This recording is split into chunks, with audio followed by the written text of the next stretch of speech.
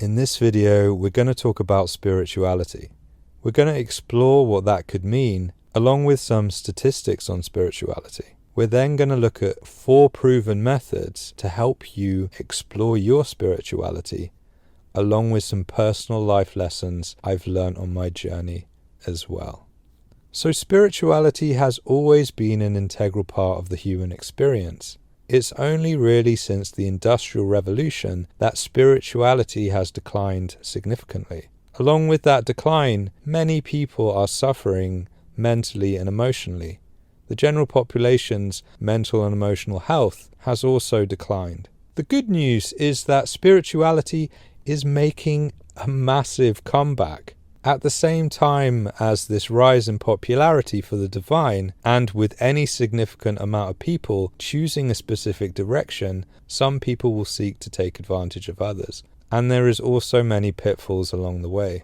I feel so blessed and lucky that spirituality has been the core of my life since I was 3 years old.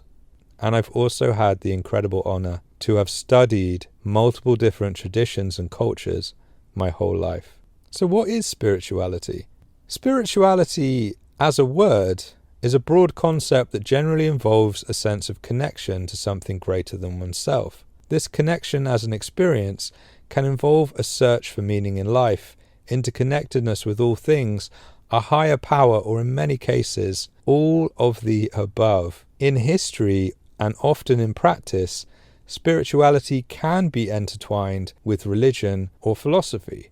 At the same time, it can also encompass individual personal growth, peace and harmony within nature, or a deep, profound understanding of the self and others. So let's look at some statistics on spirituality. Studies suggest that spiritual beliefs can help people cope with stress, illness, and adversity.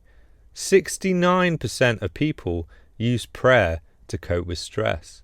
Individuals who report a higher sense of spiritual well-being also tend to report higher levels of life satisfaction.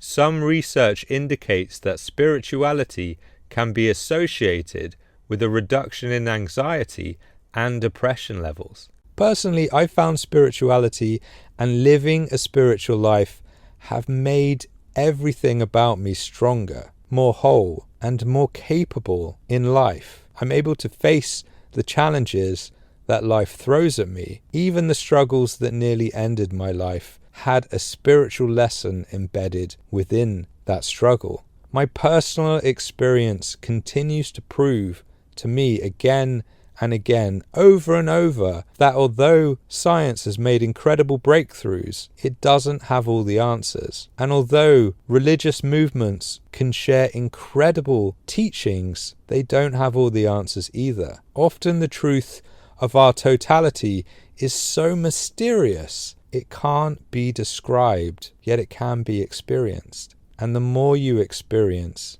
the easier it is to understand, without being bogged down by dogma or elaborate academic descriptions. So let's look at some proven techniques to help you with your spiritual journey.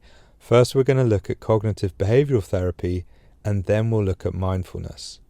Cognitive behavioral techniques for spirituality.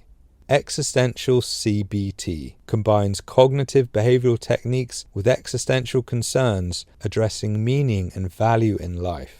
Positive reappraisal, learning to reframe adversity as an opportunity for spiritual growth. Now, both of these two techniques take things that bother us. Maybe it's a challenge, maybe it's a concern, maybe it's an inability to understand why things are the way they are, and transmute, which means transform, that concern or that challenge into a meaningful experience that enables us to grow and gain spiritual wisdom. One example of this from my own life is whilst camping on a spiritual retreat, I became ill. I could not breathe and I felt incredibly faint. I then collapsed in the field. Nobody could hear me or knew I was going through this very terrifying experience. I reached a point where instead of fear, I just completely let go and trusted God, the spirit, whatever you want to call it, completely. And in that moment, I felt an incredible amount of energy flowing into my body. All sorts of things happened in that moment.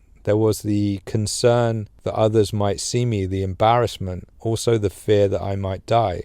In that moment, I let it all go. And in letting go, I was given energy, returned back to feeling better. And the meaning of that experience was trust. I was able to trust the unknown because I saw within myself, within that experience, that the unknown, the spirit, God, or whatever word you want to use, is inseparable. Mindfulness techniques for spirituality. Mindfulness meditation helps cultivate a non-judgmental awareness of the present, enhancing spiritual well-being.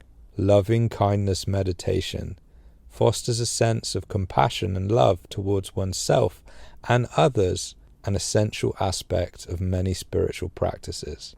Both of these techniques are a meditation. Both of them open our perspective. They open our perspective from a micro-fixation on concern for ourselves and other people to a non-judgmental, profound awareness of all things at once. There is only really the present. There is only really right now. In recognizing that, an incredible sense of love and compassion first comes about for ourselves, and then we start to notice that nothing else is separate. The idea of a subject-object relationship is only an idea. Even on a quantum level, pretty much everything is just space with energy vibrating through it, which means we are seamless.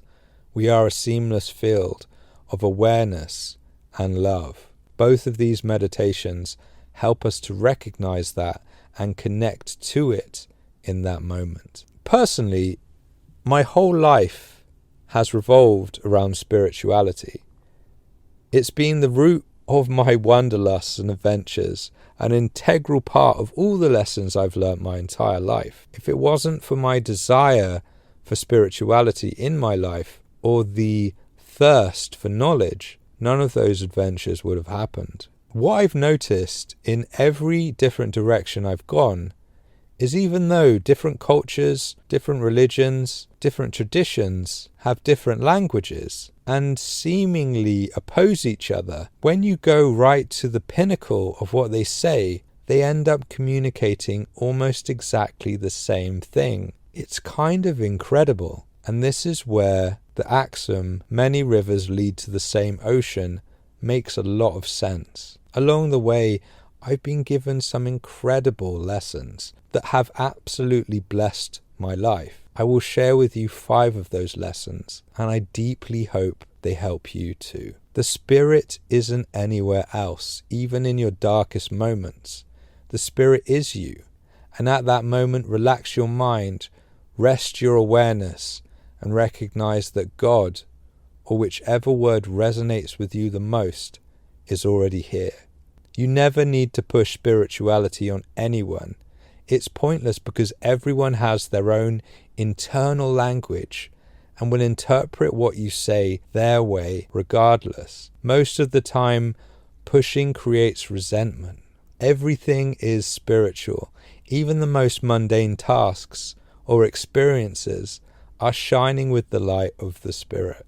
Let go of desires to be enlightened. It is the desire itself that tricks us into believing we are not. Visions only harm us if we believe them to be harmful. Fill yourself with love, and they become catalysts for spiritual growth. For more free resources, updated and added to regularly, go to the free help button at the top of my website, untamedadvice.com.